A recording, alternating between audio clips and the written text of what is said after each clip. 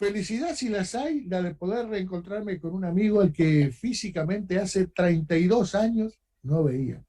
Oh, 32 años desde que compartíamos trabajo, compartíamos tareas en una empresa ya extinta, autocompensación, y compartíamos también algunos momentos sumamente agradables, haciéndole trampa a la empresa porque querían que saliéramos a repartir cartas a las 7 de la mañana en la capital federal, en Buenos Aires, y cuando llegábamos a tocar un timbre en una casa, las señoras, las dueñas de casa nos querían echar los perros encima. Entonces teníamos que buscar las estrategias y escondernos en algún bolichito por ahí para que no nos vieran los fiscales de la empresa y así de esa manera poder empezar a trabajar de una forma segura a una hora plausible. Así que me vienen tantos recuerdos a la mente. Estoy en diálogo con mi gran amigo Gerardo Luli desde República Argentina. ¿Dónde estás, Gerardo? Buenos días y bienvenido. hola Juan, hola también a tu audiencia. Muchas gracias por los buenos recuerdos, yo también los guardo. Estoy viviendo en este momento en Saladillo, es a 200 kilómetros de la capital. Es Saladillo, un... provincia de Buenos para el Aires. lado de... ¿Cómo? Provincia de Buenos Aires. En la provincia de Buenos Aires, sí, sí, sí, sí, sí, sí. Sí, sí, son 200 kilómetros, pero ya es un pueblo, una ciudad más rural. Claro, claro.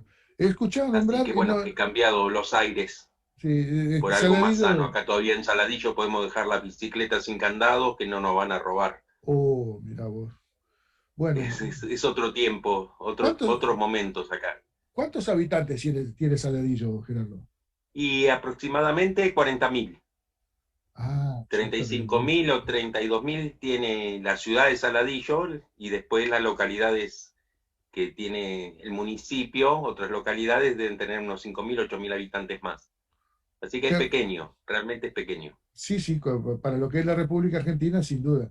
Pero Sí, sí, me sí. provoca sana envidia lo que vos decís. Yo vivo acá Sí, es en muy Rivera, lindo. estamos transmitiendo desde Rivera, frontera con Santana do Livramento. Acá vivimos en una frontera seca entre Uruguay y Brasil.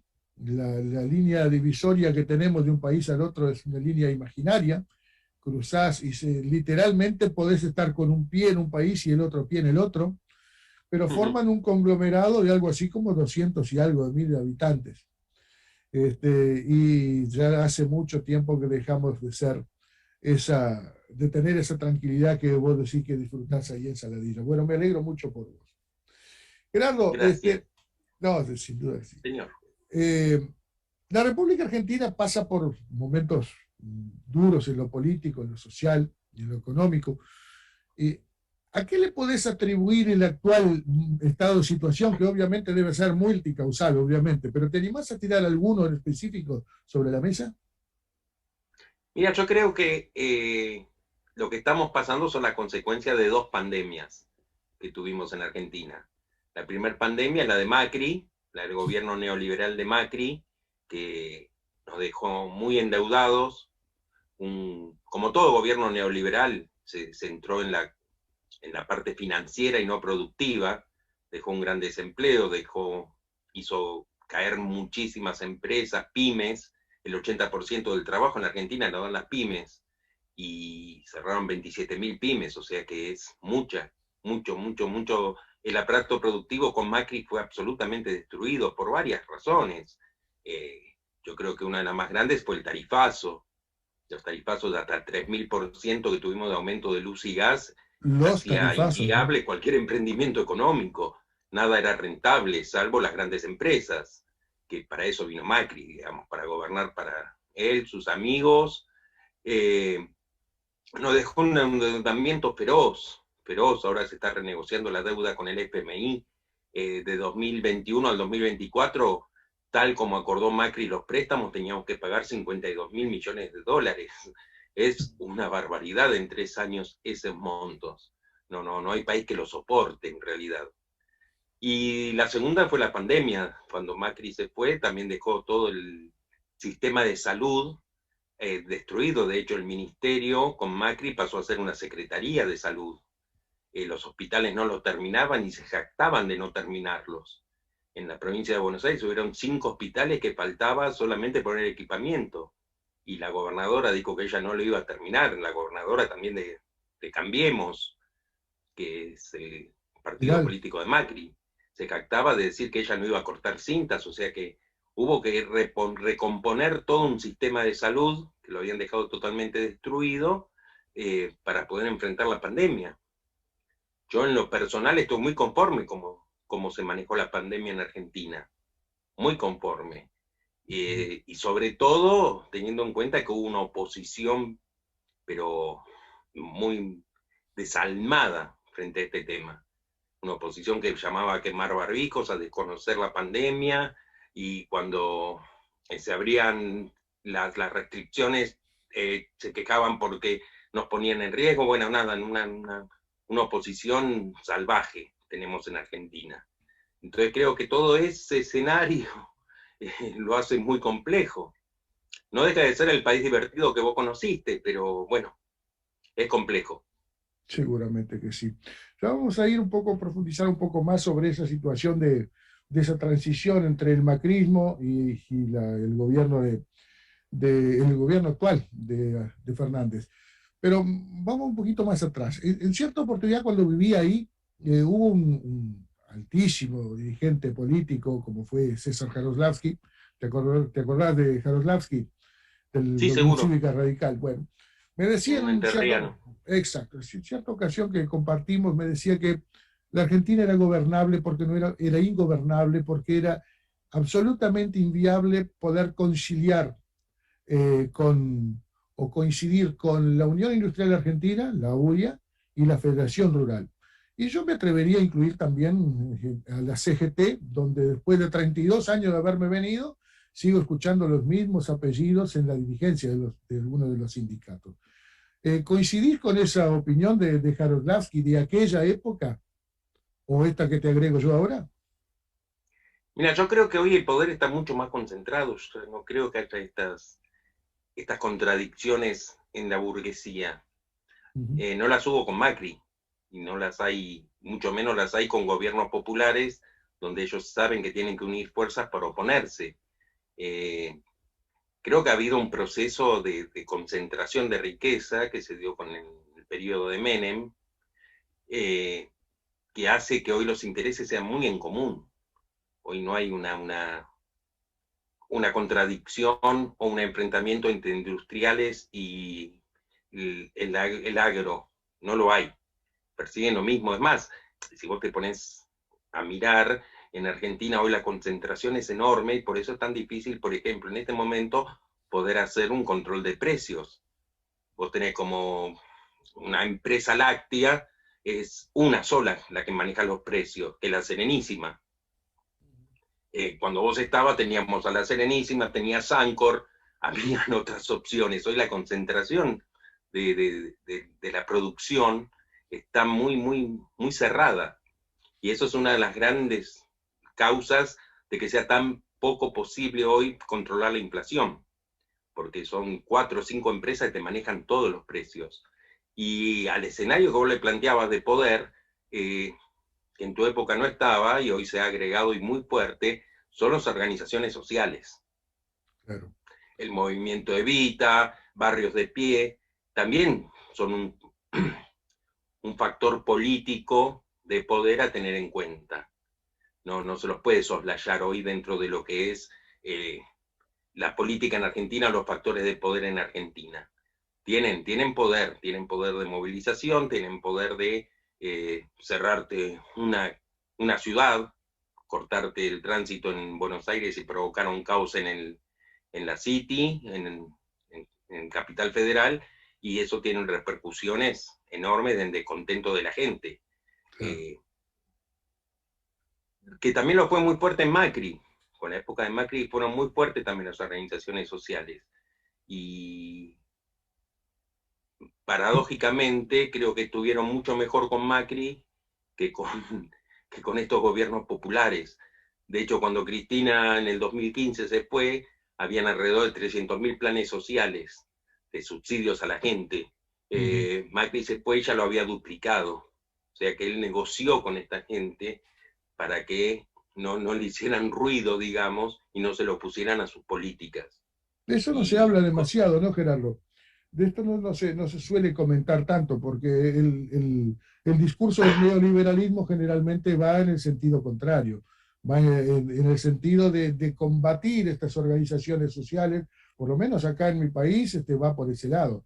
Se ha tratado de estigmatizar muchísimo a las ONGs o las OSC, como se les menciona actualmente, como, y se las hace ver como las generadoras de todos los males. Vos me estás diciendo algo que realmente para mí es totalmente novedoso. Así que Macri, mira, vos duplicó la cantidad de organizaciones sociales con las que, la bueno, cantidad de planes sociales fueron duplicadas por Macri. Sí, sí, sí, sí. Bueno, de hecho ahora en el Congreso se va a tratar o se va a presentar un proyecto de ley presentado por el Frente de Todos para que estos planes sociales se transformen en trabajo. Más o menos la idea es que una empresa tome a una persona que está cobrando un plan social y del sueldo que le tenga que pagar le descuente lo que está cobrando como plan social. O sea, si le van a pagar 40.000 pesos y cobra 15.000 de cobrar un plan social, la empresa le va a pagar 25.000. Es una forma de poder generar trabajo genuino y que la gente tenga una cobertura, porque el plan social, si bien te cubre, no tenés jubilación, no tenés obra social, tenés una cantidad de beneficios o derechos que no te cubre el plan social, que sí lo tenés con un trabajo formal, y empezar a formalizar la economía. claro, seguro. Hoy en Argentina la economía está muy informal, realmente es una economía muy informal. Sí, Con un 48% de desocupación es muy difícil, sí, perdón, digamos, 48% de pobreza, es muy difícil la formalidad laboral. y esto es una de las enormes consecuencias que nos ha traído esta emergencia sanitaria que nos golpea a todos, ¿no? Por igual.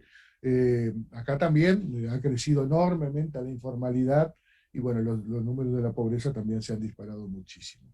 Vamos a algo más acá, Gerardo. Las últimas elecciones primarias, o las PASO, como las denominan ustedes, le significaron un duro revés y hasta me atrevería a decir que inesperado a Alberto Fernández, que con posterioridad a ello debió salir a apagar incendios por todos lados. ¿Vos considerás que puede ser posible revertir ese escenario negativo en las próximas elecciones del 14 de noviembre próximo? Sí, mira, Elecciones legislativas, recordemos, ¿no? Son elecciones legislativas, se renueva el claro, 50% es de las cámaras o todo el Parlamento. aproximadamente. 50%. Yo creo que sí, que se puede revertir. Si vos miras los números finitos, primero, el Frente de Todos no tuvo interna, cosa distinta a lo que fue, por ejemplo, lo que hoy se llama cambio, el macrismo, que sí tenía dos listas que competían. La derecha en sí, la que representa Macri o la gente de Macri o el partido de Macri, no tuvo un crecimiento electoral. Sacó lo mismo que el 2017, el 2019. Ellos no crecieron, mantuvieron su mismo porcentaje, su misma cantidad de votantes.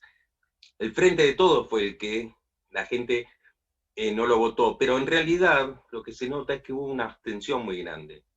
Y eso puede ser falta de entusiasmo, pues ¿para qué voy a ir a votar si no hay listas internas, no tengo a quién elegir, puedo no ir a votar? Y en cierto modo también un descontento con, digamos, el descontento más que nada está dado por una situación de pandemia. En la mayoría de los países los oficialismos pagaron un costo político muy grande frente a la pandemia por tener que poner restricciones, cuarentenas y tener que poner todos los protocolos que se pusieron. Hubieron muchos países donde los oficialismos fueron perdiendo. Entonces yo creo que eso también influyó en el ánimo de la gente, no tener en claro hasta dónde las restricciones eran necesarias o no, sobre todo con una posición que en ningún momento apoyó. Por ejemplo, acá en Saladillo pasó, se terminaron, acá todavía no termina de llegar la primavera, ¿no? Sigue haciendo frío, pese a que estamos a mediados de octubre, sigue Sí. haciendo frío, sigue hoy a la noche, es un frío bárbaro. Así tuvimos toda la primavera. En septiembre volvieron las clases presenciales. Se terminó la virtualidad, volvieron a hacer las clases presenciales. Dentro del protocolo estaba abrir todas las ventanas, que hubiese buena ventilación. En Saladillo hace 15 días tuvimos un pico de bronquiolitis con los chicos. O sea que cuando se decía, bueno, no, que se planteaba la virtualidad para que los chicos, era no solo para que no se contagiaran COVID, era para que no tuvieran problemas respiratorios también. Claro. Y la oposición en ningún momento acompañó ninguna medida del gobierno. Todo fue bastardearlo al gobierno. Y bueno, yo creo que eso terminó pagando un costo político. También es cierto que el gobierno tomó nota de no haber sacado unas buenas elecciones en las PASO, y tomó nota y reaccionó. Creo que ahí, no nos olvidemos que es un frente, y como frente hay un montón de miradas distintas, y bien estratégicamente puede ser similar, tácticamente las miradas son muy distintas. Entonces poder conciliar todo también es costoso. Sobre todo cuando hay Bueno, que hacer cambios. Cuando se quiere hacer cambios en una política, lleva tiempo, son más lentos, por esto que tienes que ir mirando a cada sector que representa. Y con una derecha tan brutal como la que tenemos, y que va por todo, porque en Argentina no solo la derecha son los partidos políticos, la derecha también es los medios de comunicación hegemónicos que tenemos en Argentina, y una justicia que deja mucho que desear realmente. Una justicia que ya no es la justicia clasista que nosotros conocíamos, sino que donde siempre decíamos, bueno, el que roba una gallina va preso y el que roba un banco o el banquero está libre, sino que es mucho peor. Es una justicia totalmente politizada hacia la derecha. Es muy difícil. De hecho, fíjate, hace unos días Cristina Kirchner fue sobreseída por el memorándum que querían hacer, que quisieron hacer con Irán para investigar el atentado a la AMIA. Pero fueron 4 años de procesos judiciales, en el medio un fiscal que aparece muerto, ¿de qué se lo tiraron a no Cristina? sé, embarradísimo todo, ¿entendés?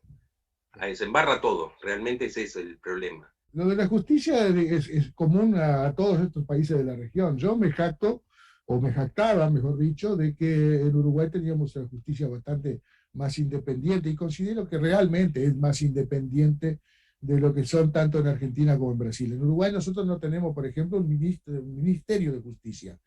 Tenemos una Suprema Corte de Justicia que tiene libertad, aunque no tiene libertad o independencia financiera, tiene independencia sí técnica. Y sucede que en Argentina o en Brasil, por ejemplo, ni siquiera eso lo tienen, porque hasta los propios integrantes de la Corte son designados por el Poder Ejecutivo. Recuerdo hace algunos años cuando se peleaba, y ahora se está pasando eso en Brasil, que para torcer los designios o los intereses del poder de turno, se intentaba colocar más cargos, o sea, aumentar el número de ministros en la Suprema Corte de Justicia. Eso pasó en Argentina, recuerdo la época de Menem, y está pasando ahora también con Bolsonaro en Brasil. Por suerte acá no sucede, pero sí suceden cosas como la que vos mencionás, lo del ladrón de gallina que le pasa, se le come un garrón terrible, y al político, al de riñón cubierto, como se le suele decir, no pasa nada. Te cuento algo. Acá en Rivera mismo tuvimos una operación que determinó, mejor dicho, la prisión de unos muchachos que estaban legalmente autorizados a tener cultivos de marihuana en su domicilio. Pues marcharon a la cárcel. Sin embargo, gente que se los encontró con cantidades importantísimas de droga traída del extranjero, cumplen su pena sin necesidad de ir a la prisión. Son cosas realmente que no solo terminan por ser incomprensibles, sino que asquean, revuelven lo más íntimo de cualquier persona que tenga 2 dedos de frente, ¿no? Una pregunta, Gerardo. ¿Quién Sí, gobierna pero lo que yo te quería, por Sí, eso yo sí, te quise significar es que nuestra justicia, la justicia en Argentina, y creo que también pasó en Brasil con Lula, no ya es clasista, sino que además forma parte de un dispositivo político claro. para perseguir las ideas, o los políticos que expresan ideas populares. Claro, El famoso lawfare, que tanto se habla, bueno, existe y es esto. Es exacto. esto, acá en Argentina fue muy fuerte y todavía lo sigue siendo. De hecho, tenemos un juez, hoy justamente, un juez que visitaba a Macri en Olivos y en la Casa Rosada, para días antes de las causas o cuando iban a citar indagatoria a Cristina de Kirchner. Un juez que se declaró, que él declaró que no podía tomar una causa contra Macri porque era amigo, la Cámara de Casación hoy le dijo, sí, tómela porque usted es imparcial. ¿Entendés? Es una justicia fuertemente politizada la que tenemos en Argentina, ¿no? Ella la clasista de los jueces con plata que no pueden entender al pobre. Es peor todavía. Forma parte de un dispositivo de persecución. En su gran mayoría, por ejemplo, por supuesto que hay excepciones, pero en su gran mayoría es esto. Claro. Y cuando vos hablas de los medios de comunicación, que hubo entre la justicia, los servicios de inteligencia y el gobierno de Macri, está probadísima toda esa convivencia entre ellos. Y cuando vos hablas de los medios de comunicación, Gerardo, lo veo. Por ejemplo, yo era un gran seguidor de C5N, que lo tenía a disposición en distintas plataformas de streaming, porque obviamente a través del cable, no. Ahora ya no lo puedo ver más tampoco, me lo han bloqueado. Me han bloqueado C5N, que era la única señal alternativa para ver otra cara de la realidad argentina. Porque después todos los demás son exactamente la misma mirada, la misma visión. Y en Uruguay está pasando algo parecido, porque tenemos, por ejemplo, todos los canales privados, 4, 5, 10 y 12 de Montevideo, más la red de televisores del interior, que también responde a esos mismos canales, que tienen una visión hegemónica. La Intendencia de Montevideo creó hace muchos años el TV Ciudad y la ha transformado en un canal de televisión de primera línea con programación excelente. Ahora están transmitiendo la NBA, por ejemplo, programas diferentes a lo que habitualmente se ve. Sin embargo, desde la plataforma de streaming que tiene Antel, la empresa de telecomunicaciones nacional, se la ha puesto en una condición bastante desventajosa. Y la publicidad oficial brilla por su ausencia. La publicidad oficial va toda por los canales privados de televisión. O sea que por acá también se cuecen habas. Pero te quería preguntar, Gerardo, ¿quién gobierna en realidad en la Argentina? ¿Gobierna Alberto Fernández o quien mueve las piolas por detrás de bambalinas sigue siendo Cristina Fernández? Es cierto que Cristina Fernández gravita mucho en la política argentina y sería tonto no reconocerlo y sería tonto no reconocer su capacidad de liderazgo. De hecho, la movida que hizo Cristina en el 2019, o para el 2019, de ella ser vicepresidenta y presentarlo a Alberto como presidente, plantearlo, fue una movida de política de alto nivel, digamos. Claro. Lo descolocó a todos, nadie se lo esperaba y por eso se triunfó. Fue no movida engendrada por ella, ¿no? Fue una movida engendrada por ella misma, obviamente, ¿no? Claro, claro. Así que no se le puede negar que tiene capacidad dentro de los que son los cuadros políticos en Argentina. Creo que Cristina está 2 o 3 pasos adelante de todos. De hecho, Cristina, este gobierno es de dialogar, de querer llegar a acuerdos, y eso lo había dicho ya Cristina en el 2017, que la única forma de sacar adelante a Argentina era con un gran acuerdo, logrando un gran acuerdo como el que hizo Perón en el 74, donde todos los actores planteen sus intereses e ir buscando consensos. Eso lo dijo una Cristina que en el 2015 tuvo que ir por haber sectorizado mucho la política. De hecho, Cristina en el 2015 estaba muy cerrada, políticamente muy cerrada en una facción y ahí es donde se perdió. Yo creo que ahí hay 2 miradas que apuntan a este gran acuerdo, este acuerdo que se quiere lograr con empresarios, sindicatos, organizaciones sociales. Por un lado, analizar, y para mi gusto está muy bien analizado, que el neoliberalismo siempre pivotea sobre las polarizaciones. El neoliberalismo necesita destruir las identidades nacionales, necesita destruir lo que Perón llamaba la comunidad organizada, y cuanto más atomizada esté la sociedad, mejor sale parado el neoliberalismo y mejor impone sus políticas. Creo que esa es la mirada, digamos, así como más global sobre por qué llegar a un acuerdo. Y después porque en realidad hay muchas tensiones en los distintos intereses y no podemos, no podemos dejar de ver geopolíticamente todo esto también, ¿no? Perón decía, no se puede hablar de política si no hablas de geopolítica. En el mundo hay unas tensiones muy grandes entre Estados Unidos, China, Rusia. Digamos, Estados Unidos no quiere que se termine el mundo unipolar donde él domina y se está surgiendo un mundo más multipolar. Entonces también cómo nosotros, los intereses que van representando y cómo nos insertamos en este mundo distinto que se está planteando, también tiene que ver con esto, con esta necesidad de hacer un acuerdo donde salvemos o preservemos los intereses nacionales. Qué sé yo, hoy los recursos naturales son la presa mundial. China lo necesita para seguir produciendo, Estados Unidos lo necesita para producir lo suyo y no dejar crecer a China, y en el medio estamos nosotros, con todos nuestros recursos naturales y que quieren venir por todo. Entonces, yo creo que ahí hay que... Lo que pasa es que, bueno, tenemos un empresariado en Argentina muy poco nacional. Creo que Perón lo tuvo en el 74, Kirchner no lo logró, Cristina tampoco, crear una burguesía nacional que defienda los intereses del argentino, digamos, una burguesía, un empresariado que defienda los intereses del país. Pero bueno, creo que también tiene que ver con esta concentración de riqueza.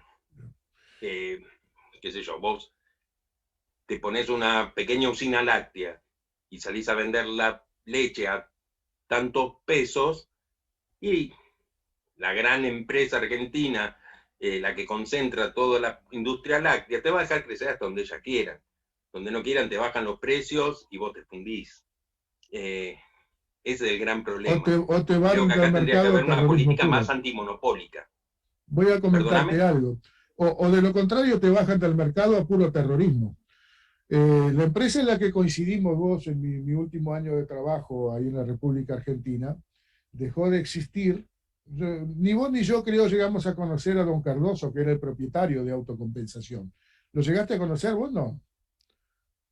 ¿A quién, perdóname? A don Cardoso, que era el propietario de Autocompensación, la empresa en la que coincidimos trabajando. Sí, creo que al final lo conocí. Bueno, vos al final cuando ya estaban tan desesperados que hacían misas para salvar la empresa. Claro, pero vos te enteraste cómo terminó la empresa y cómo terminó él.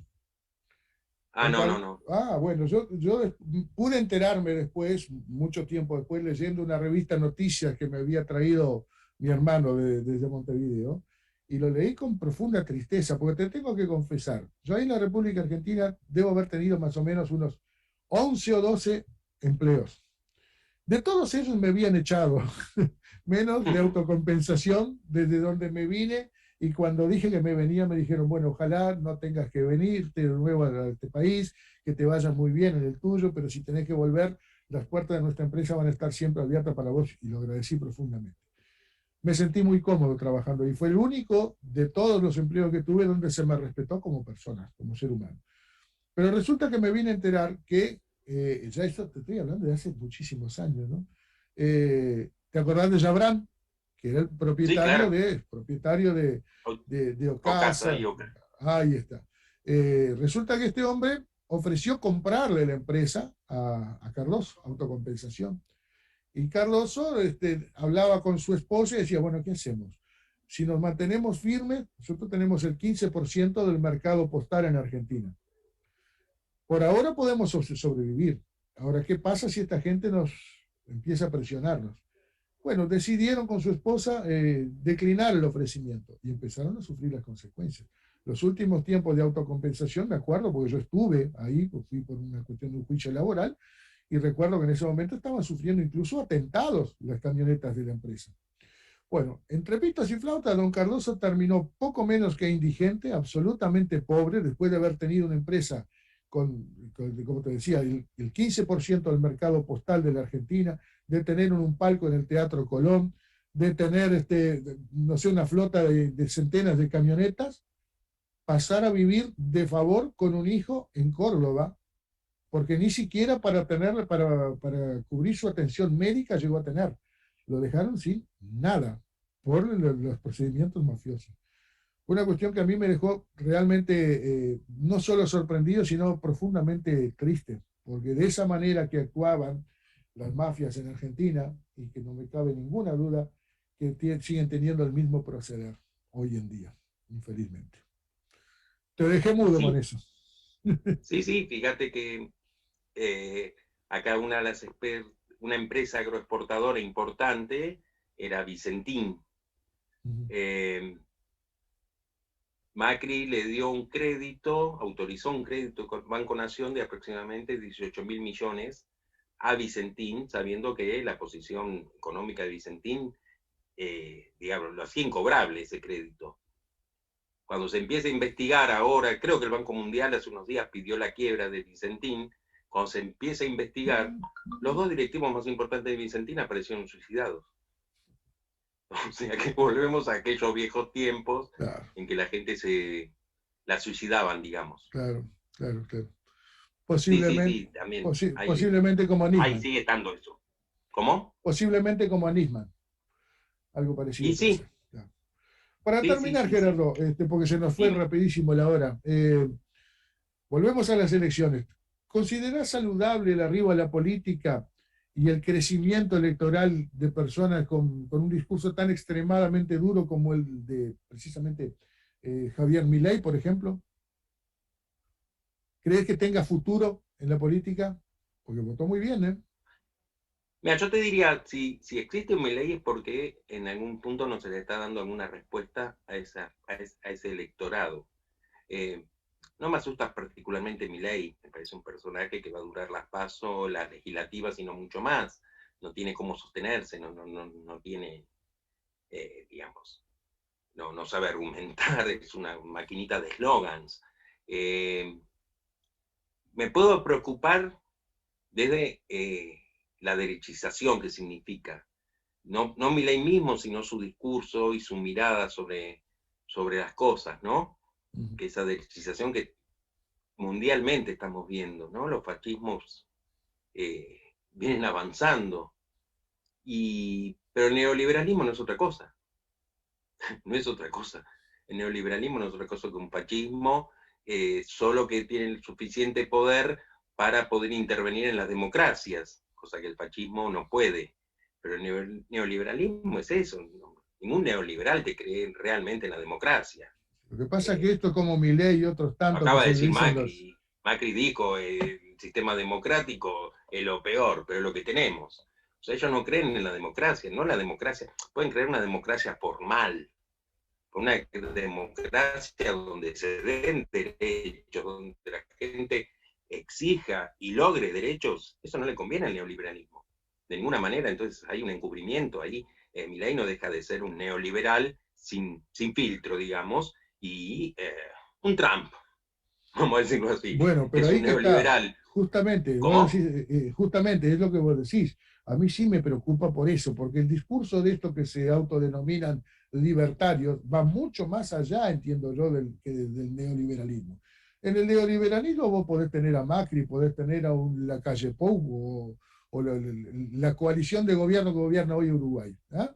Pero estos libertarios van mucho más allá. Estos van para el lado del bolsonarismo o del trumpismo, que es bastante más allá de un neoliberalismo. Y por ahora No, lo que te...